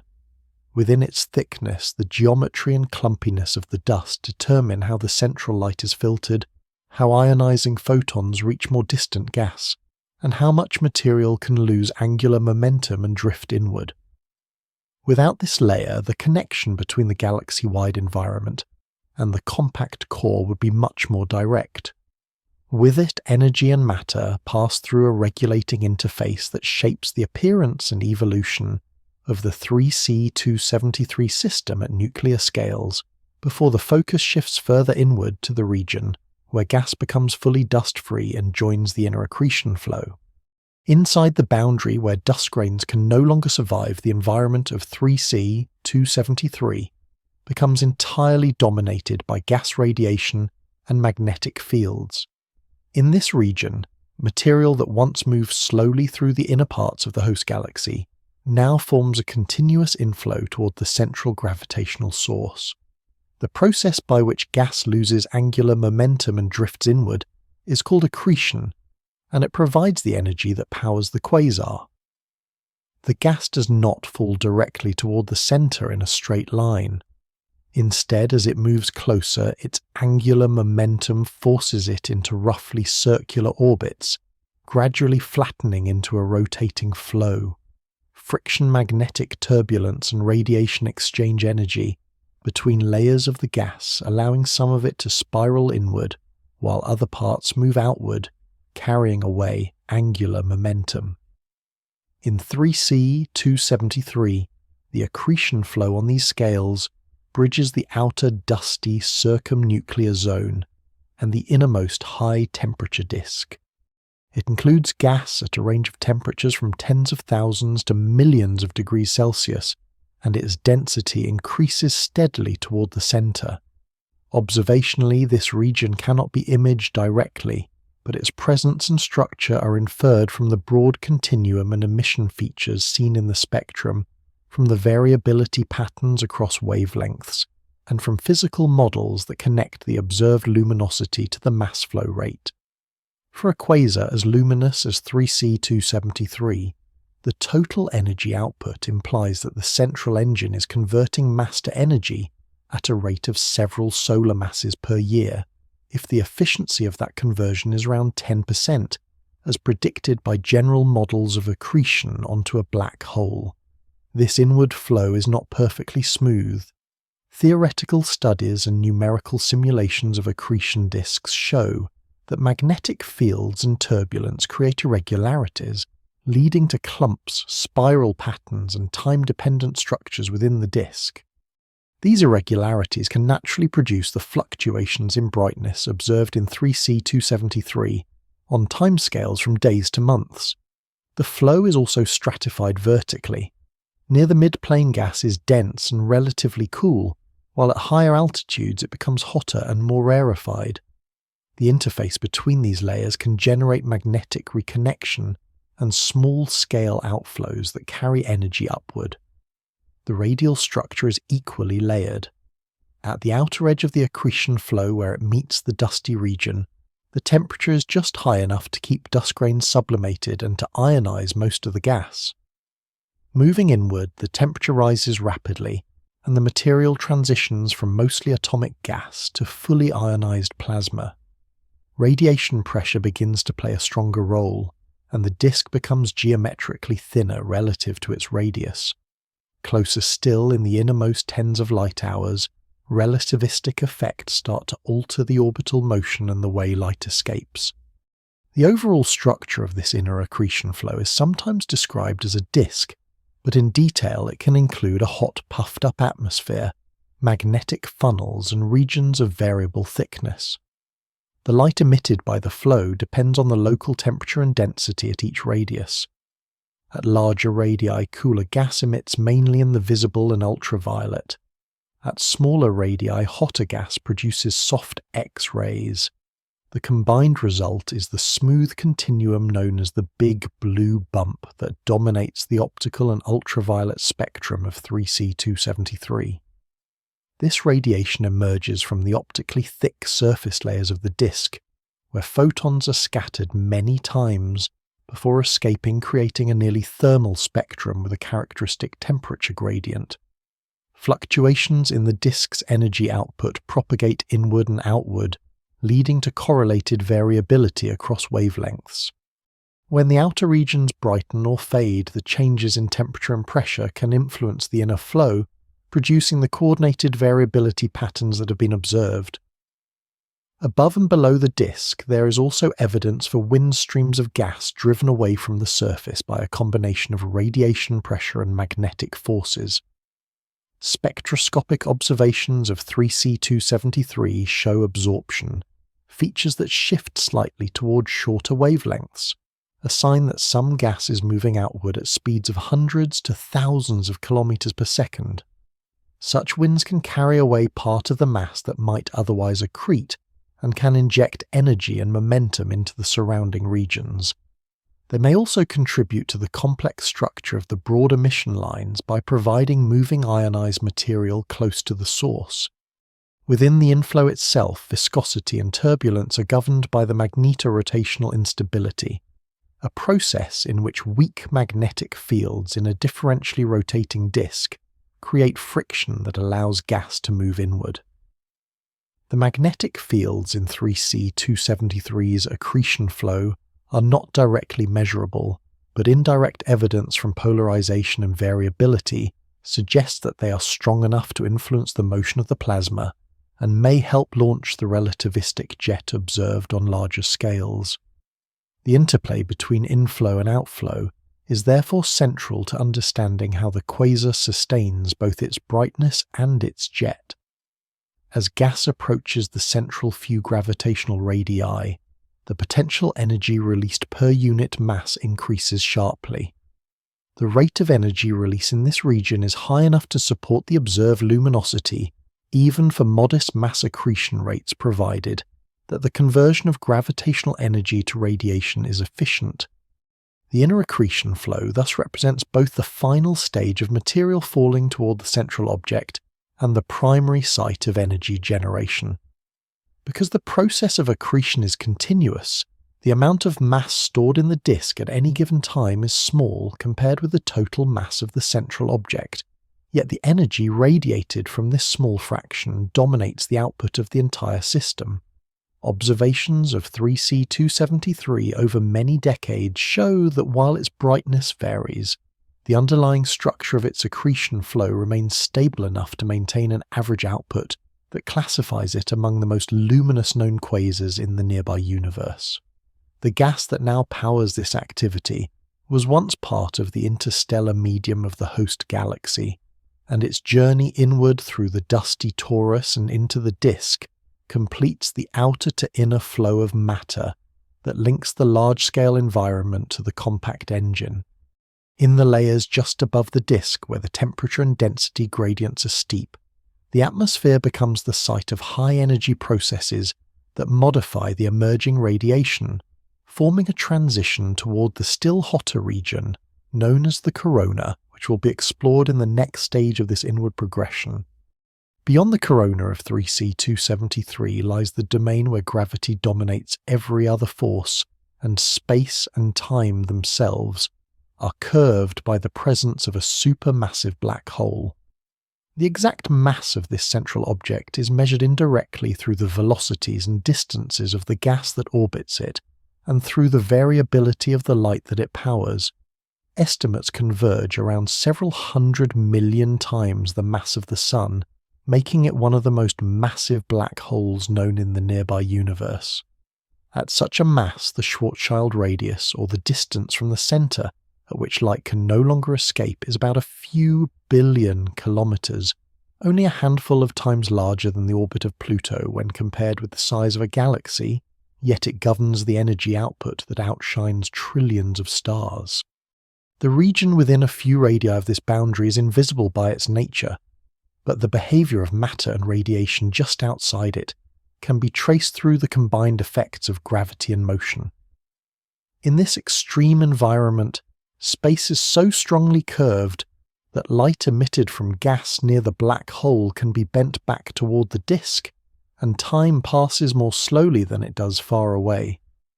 Gas orbiting in the inner accretion disk moves at a significant fraction of the speed of light. Each parcel of plasma experiences enormous shear as neighbouring regions orbit at slightly different velocities. The friction and magnetic turbulence produced by these motions cause the gas to heat to millions of degrees and radiate away energy. The deeper the gas moves into the gravitational well, the greater the energy released per unit mass.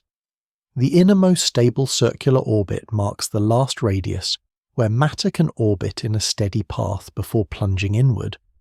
Its exact position depends on the spin of the black hole. If the black hole rotates rapidly in the same direction as the accretion flow, this orbit can lie closer to the centre than it would for a non-spinning black hole, allowing greater efficiency in converting gravitational energy to radiation.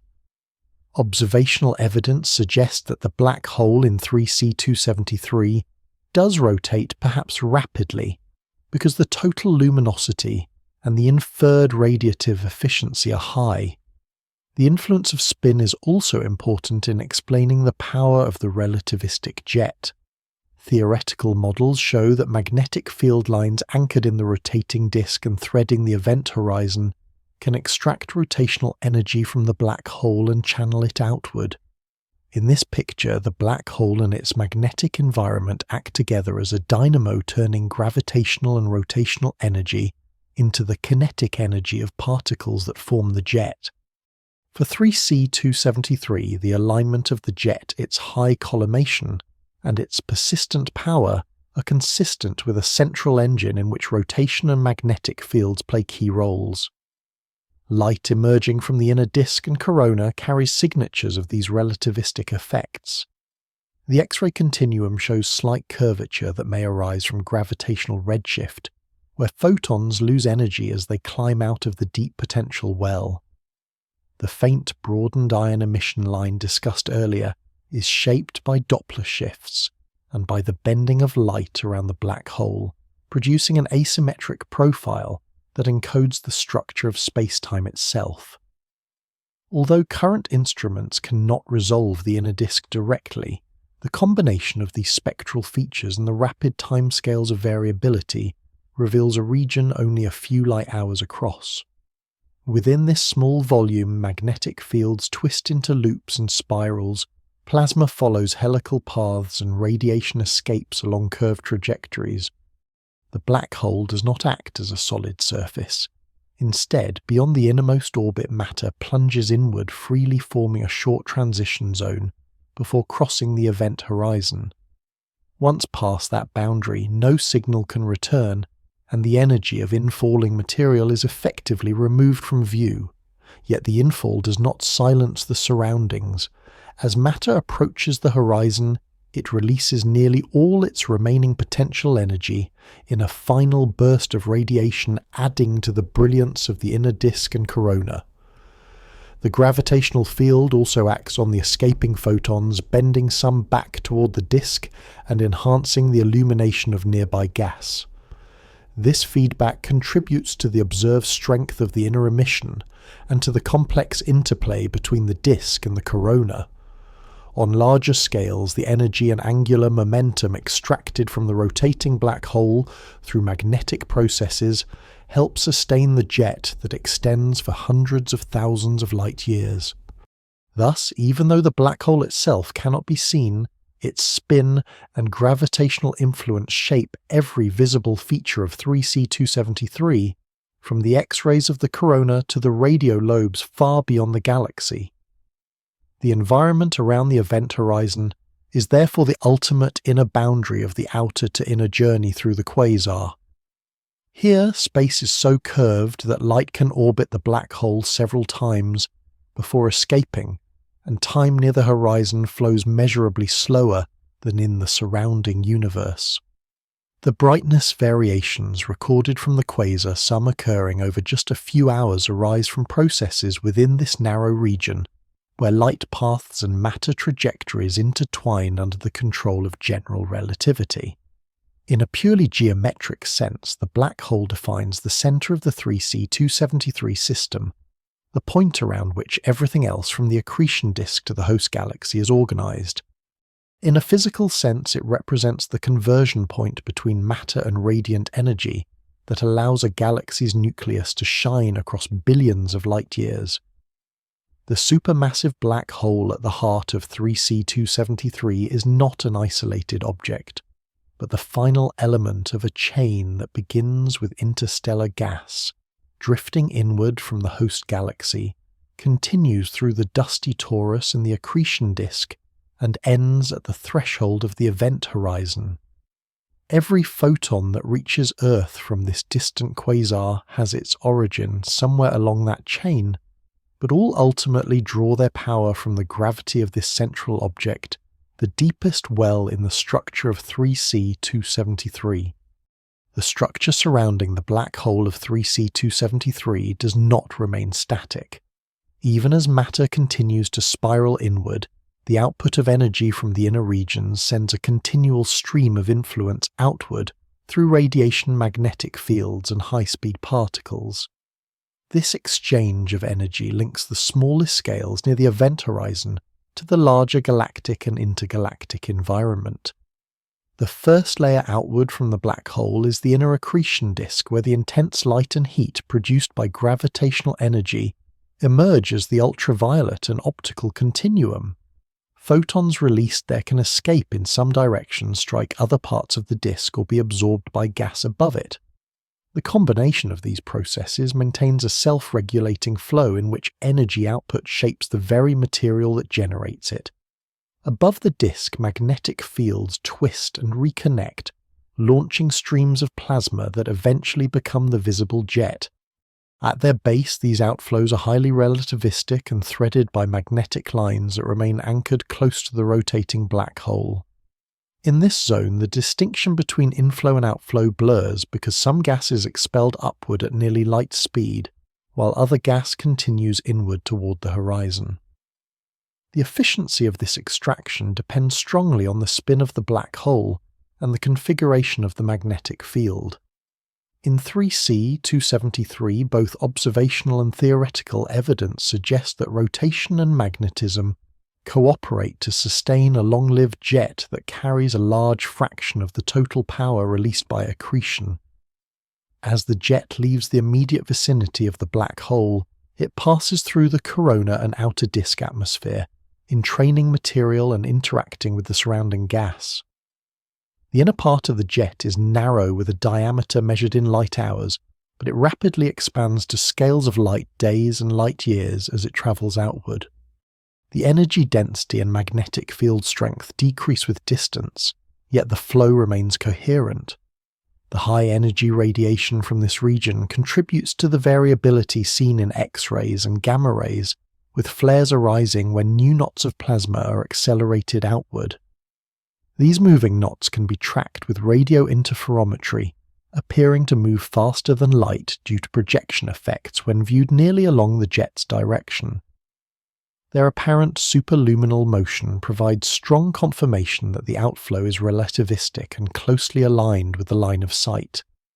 The base of the jet also emits in optical and infrared light, blending with the emission from the accretion disk to create the total luminosity of the quasar's core. Energy leaving the nucleus through radiation exerts pressure on the surrounding gas, influencing the rate at which new material can fall inward. When the luminosity approaches a critical fraction of the so-called Eddington limit, radiation pressure can drive winds that remove gas from the disk's surface. For 3C273, whose brightness is near that limit, such winds are expected to be significant. They appear as blue-shifted absorption lines in the ultraviolet spectrum, evidence of outflowing gas moving at thousands of kilometers per second. These winds carry mass momentum and metals into the circumnuclear environment, adding to the feedback that shapes the host galaxy's interstellar medium. Over long timescales, cycles of inflow and outflow can regulate the supply of fuel to the black hole, allowing periods of high activity to alternate with quieter phases. Even a modest fraction of the quasar's total power, if deposited into the surrounding gas, can heat large regions of the galaxy and prevent that gas from cooling too quickly. This feedback may help explain why many massive galaxies, including those hosting bright quasars, show relatively little new star formation despite containing large amounts of hot gas. The dynamics of this inner system are governed by the equations of general relativity, which describe how mass and energy curve spacetime. Near the event horizon, these effects become strong enough that familiar concepts such as stationary orbits and straight lines lose their ordinary meaning.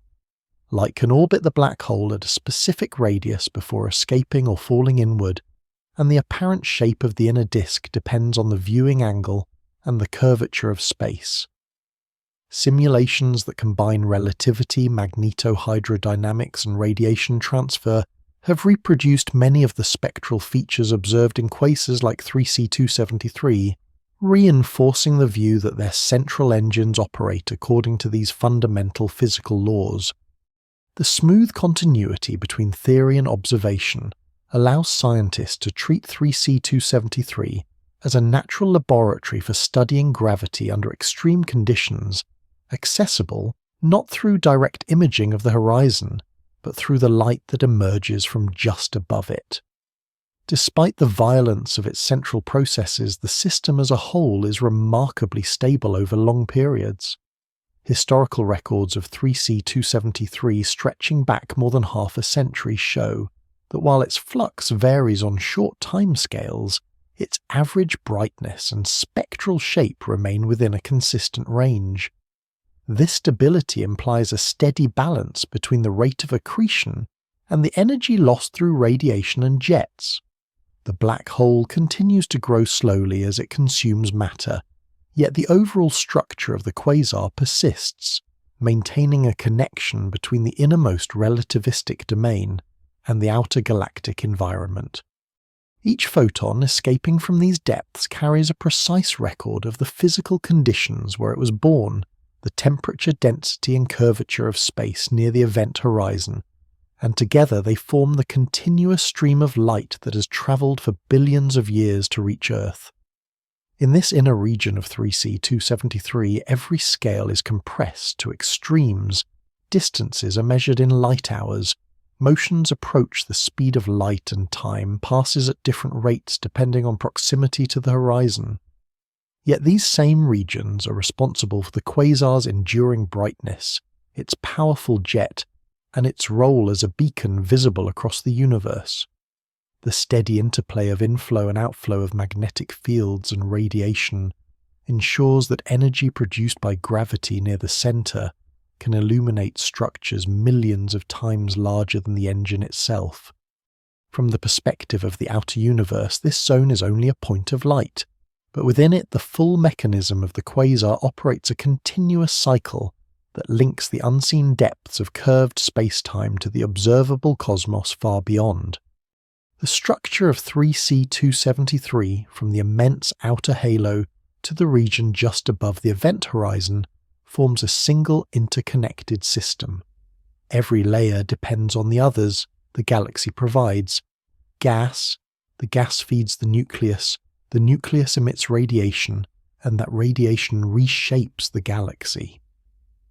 Over the lifetime of the quasar, these processes operate as a continuous exchange of matter and energy.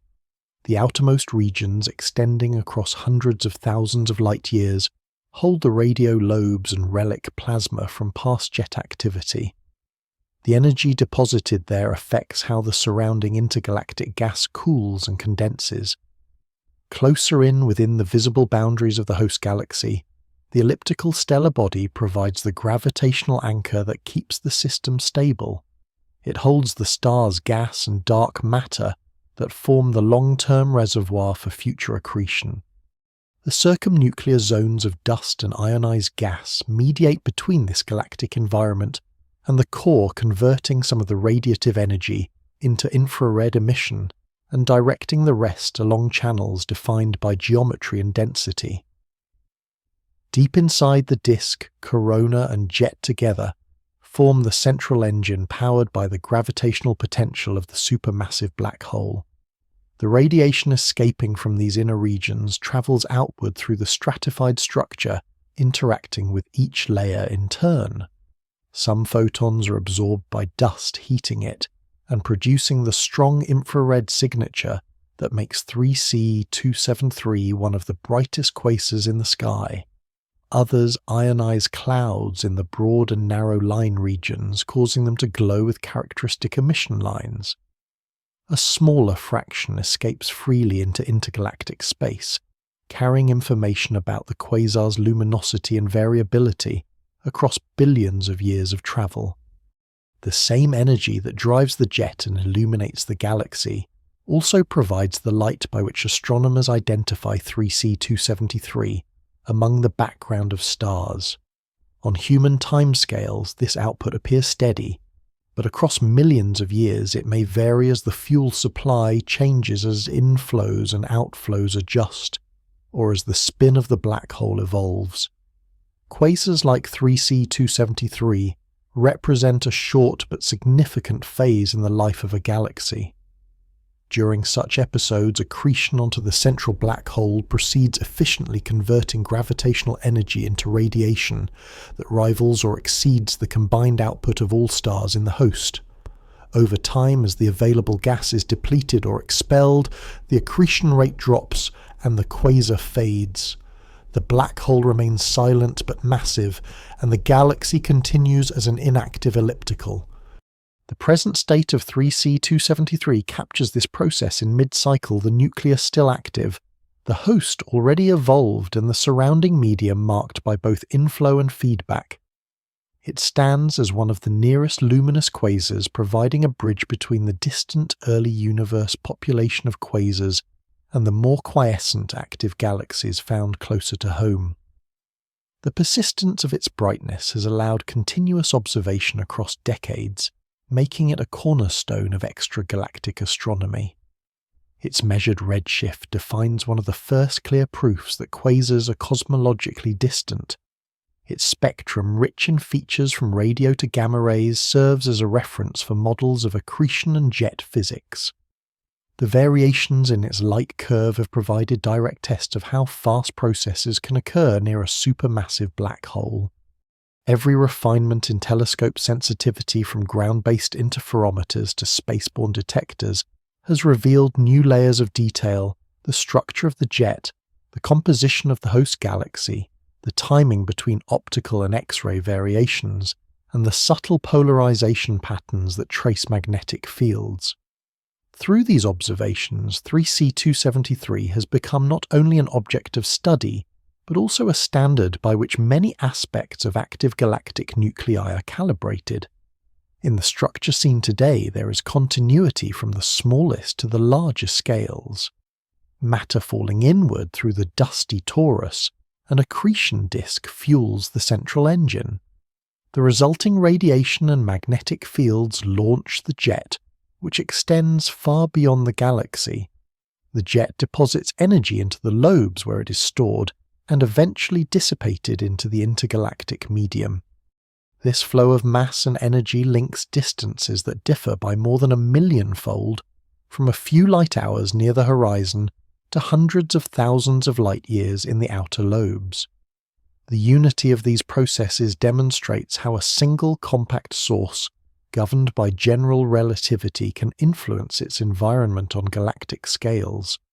For 3C273, this connection between the innermost relativistic flow and the distant halo defines both its current structure and its long-term evolution.